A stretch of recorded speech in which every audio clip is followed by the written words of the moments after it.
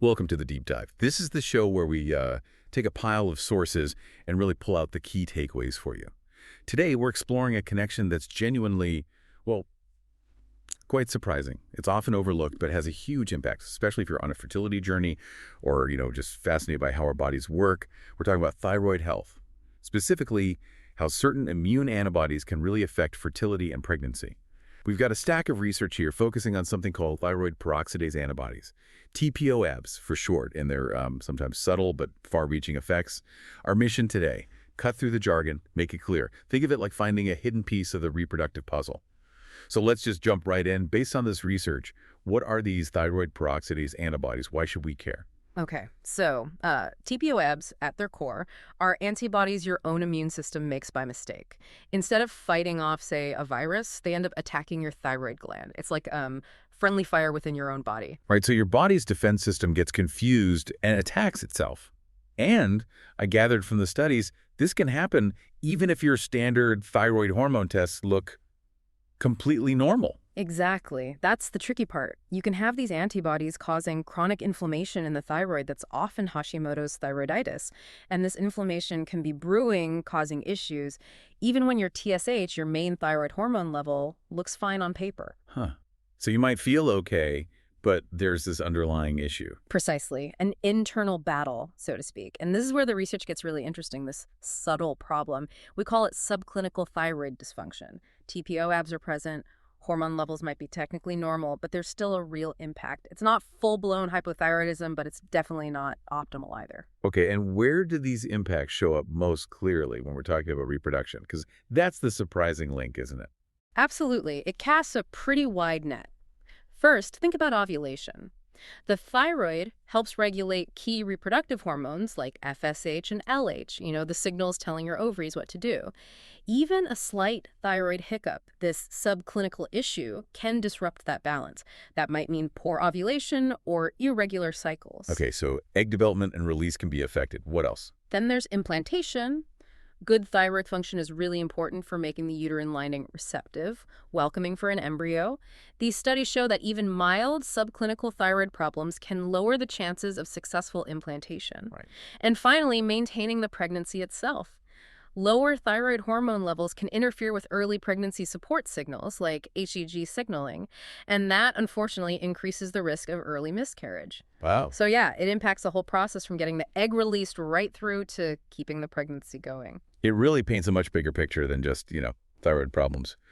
What struck me in the research was how these antibodies aren't just a thyroid issue in isolation. They seem to be a sign of something broader. Yeah. Yes, you've nailed a key point there.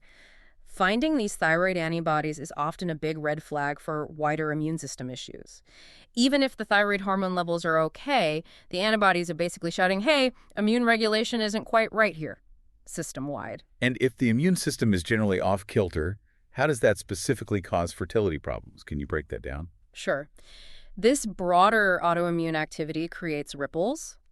Take ovarian function. You get these inflammatory molecules, cytokines like TNF-alpha and IL-6 circulating because of the autoimmunity.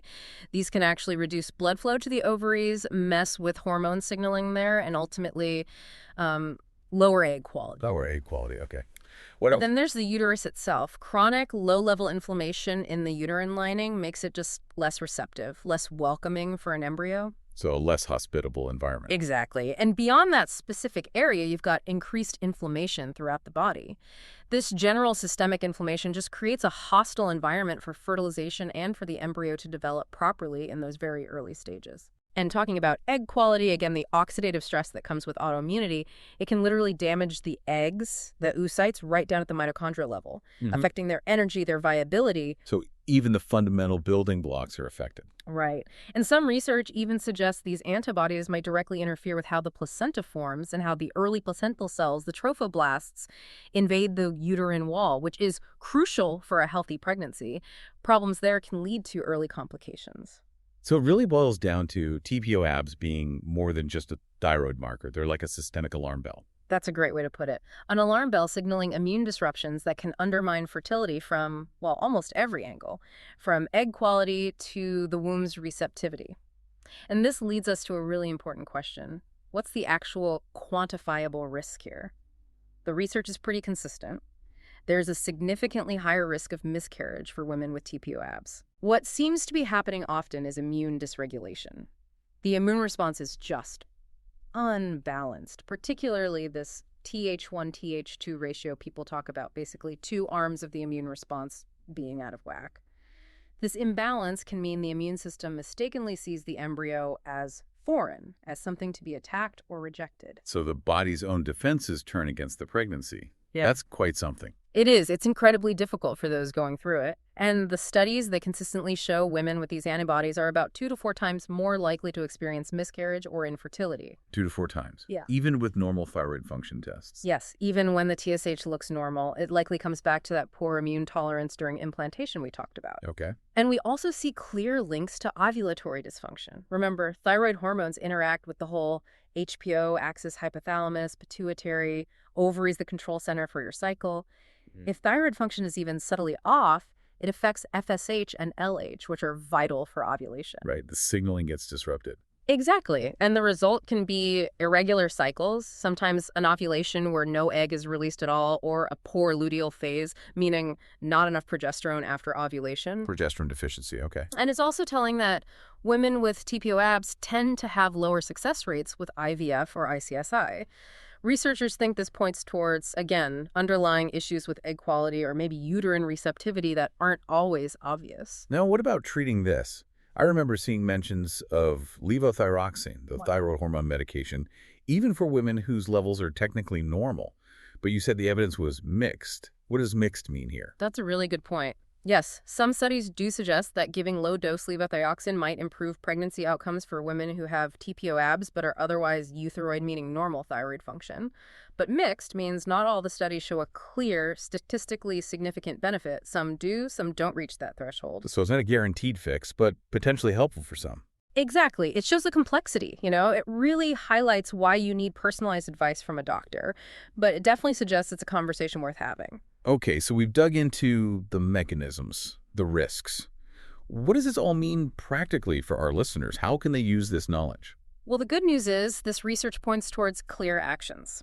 First off, testing. Even without obvious thyroid symptoms, consider getting tested for TPOAbs if you're dealing with infertility, repeated miscarriages, very irregular cycles, or if autoimmune diseases run in your family. It's about looking beyond just that basic TSH test. Go deeper than the standard panel. And if the test shows antibodies, who should you talk to? Definitely consult an endocrinologist or a fertility specialist who's knowledgeable about this link. They can monitor your thyroid properly, looking at TSH, yes, but also free T4 and, crucially, those TPOAbs. And they might discuss low-dose levothyroxine, especially if your TSH is kind of borderline high, say over 2.5 MIUL, even if it's still in the lab's normal range. Right, because normal might not be optimal for fertility. Precisely.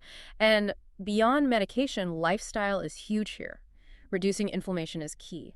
That can mean, for some people, identifying and removing potential autoimmune triggers, things like gluten, dairy, managing stress better, avoiding certain toxins. Makes sense. Also, correcting nutrient deficiencies is vital. Things like selenium, vitamin D, iron, they're all important for thyroid function and immune balance. And diet. Absolutely.